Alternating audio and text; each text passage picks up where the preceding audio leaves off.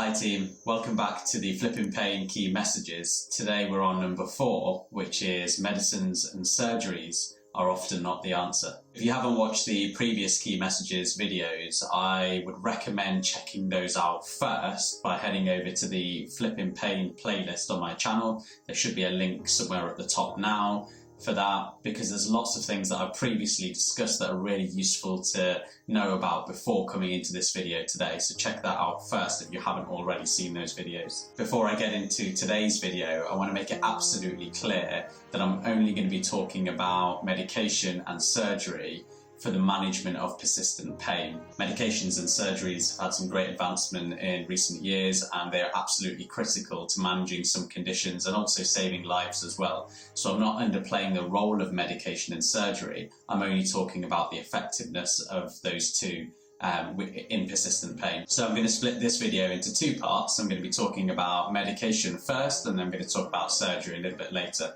So let's get into it. So the first point I want to make today around medication is, in persistent pain, there is no such thing as a painkiller. And that's because there is no one single cure or fix for pain. And if you have taken medications for your pain in the past, you're probably aware, even more aware than I am, that no medication takes away pain completely. So I want to make that clear at the beginning of this video, that there is no such thing as a painkiller. There is no medication that completely kills the pain. There's also lots of medications used in pain management that weren't designed for management of pain, such as anti-epileptics and antidepressants. I've done a previous video on opioids, so if you wanted to learn a little bit more about opioids, maybe you're taking opioids yourself or you're curious about their effectiveness in managing pain, then please check out that video. There's a link to that video now in the top of the screen. I'm not going to go into specifics around medication types today, so if you'd like to learn more about opioids, please check out that video, because there's a lot of evidence, or I should probably say lack of evidence, around the effectiveness of opioids in persistent pain. And usually what we find is that the longer that someone takes an opioid for, the less effective it becomes over time, because the body develops a tolerance to it, which then means that higher doses of opioids are needed to get that initial effect that's felt.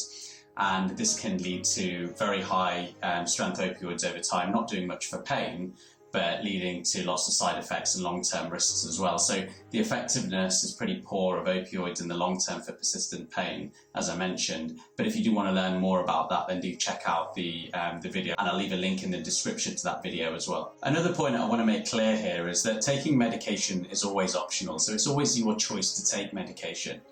Some people find that they aren't able to take medication because of other health conditions or other medications that they're on. Some people find that they aren't able to deal with the side effects of medications because they can be quite harsh.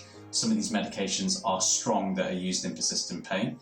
So a lot of the time they can't be tolerated, those side effects. Some people find that actually the benefit that they get from medications is pretty low or none at all. And some people find that the side effects outweigh the benefits, so they choose not to take it. And other people find that they start taking a medication, it works initially, but then the effects start to wear off, so again, the medications stop. A lot of the time what we do find though is that people are on various different medications. They might be on 2, 3 or maybe even 4 pain medications or medications that they're taking to control their pain, but actually it's not having much effect on their pain at all. Plus they've got all the other medications that are helping to deal with the side effects of the primary medication. So as I mentioned with opioids, medications can be helpful in the short term, but often not in the long term. And people often find that the longer that they take medications for, the less effective they become over time. So what happens is we initially take the medication, it works for a little bit, stops working, we go back to the health professional, the prescriber, they prescribe a high strength medication, which works for a bit, stops working, and then we go back and have to get another stronger medication, and we can see the cycle continue. And I call this the medication treadmill. Also part of that medication treadmill is the side effects of the medications that are coming in often need another medication to help deal with. If you've tried taking a medication for a long time and you've not found it's beneficial, taking a stronger version of that medication at a stronger dose or a similar medication is likely to be unhelpful for your pain. plus higher doses obviously mean there's more risk of side effects and long-term risks as well. And some people end up on lots of different medications at high strength that aren't helping their pain, and they're having lots of side effects associated with it. And often what's needed then is a secondary medication to counteract the effects of the first medication. And again, that just feeds into the medication treadmill once more. The secondary effects of the primary medication, so the side effects, can also lead to more symptoms or worsening of symptoms, because our body detects those side effects as threats, and pain can respond to that as well. So we can see here how the picture becomes quite cloudy because of all of these different medications, some trying to do the same thing, some trying to counteract the secondary effects of the medication, and all medications have side effects, and often those side effects then outweigh the benefit that we're getting from the medication for managing pain. And this is the reason that although I can prescribe medication and I have regular medication reviews with my patients, most of my job is actually reducing people's medication because of the things that I've just mentioned, because the side effects are outweighing the benefits. And I see a lot of people on high levels of medication without having much benefit on their pain. So my job is really helping them reduce their medication and finding other strategies to manage their pain. If you would like advice and support in gradually reducing your medication that you're not finding helpful in a safe way, please ask for the support of your GP, your healthcare professional, your pharmacist, or whoever the prescriber is, to help you do that in a gradual way. When you've been on a medication for a long period of time, the likelihood is that your body would be expecting that level of medication. And when we take that medication away, it can lead to spikes in pain and withdrawal effects. So it's really important it's done in a supportive way, under the guidance of a professional. So please seek that advice if you are on medications and would like to consider reducing. And just because medications aren't often the answer in the long term, that's not to say that we can't do anything to manage pain.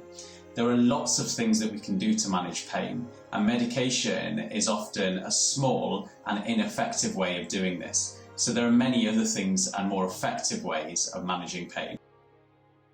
So surgery can be really helpful for some medical conditions and in really serious cases as well. However, if you are struggling with widespread pain, it's very unlikely that surgery on one specific location of your body is going to help with your overall pain.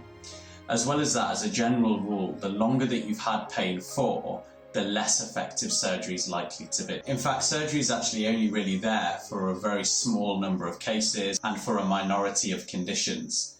And often people who have had surgery for pain haven't had a significant pain relief in the future, or even a few months down the line, their pain's returned as it was previously, if not worse. Surgery can also be linked with significant complications and risks as well. So obviously, if we can avoid surgery, that's always the best case scenario.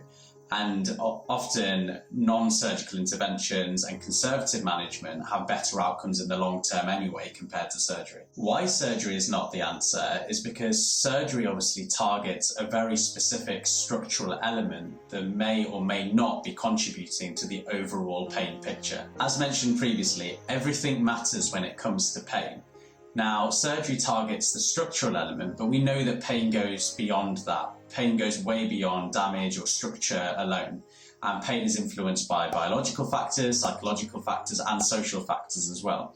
Surgery only targets the biological, or even narrower than that, the structural changes that have happened, but doesn't target the other factors that may be involved in pain. And even if there is a structural element to the pain, and we have surgery and it fixes that structural element, because of the other factors that are involved, it may not have a significant effect on your pain. For more on how hurt does not always mean harm, I'm going to pop up the video in the top corner now, because that's key message number 2, so check that out if you haven't already seen that video. Similar to surgery, medication only addresses the biological element of pain, and in persistent pain, the medications we use don't even do that too well.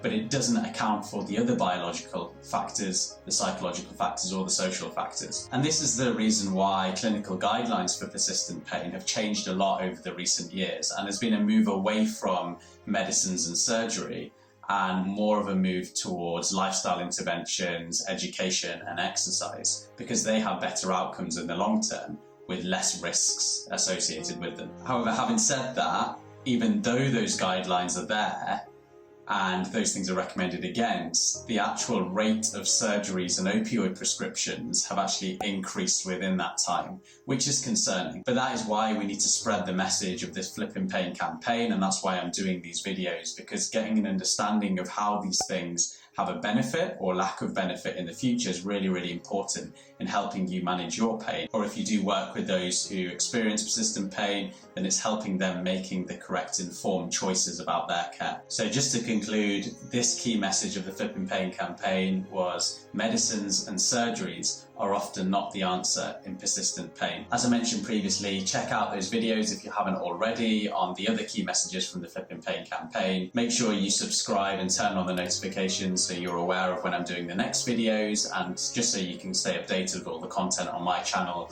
Give this video a like as well if you did enjoy it, and please share it with those who you think might benefit from it. I've just popped up now the third message from the Flippin Pain campaign, which was everything matters when it comes to pain. Take care, and I'll see you next week for key message number 5.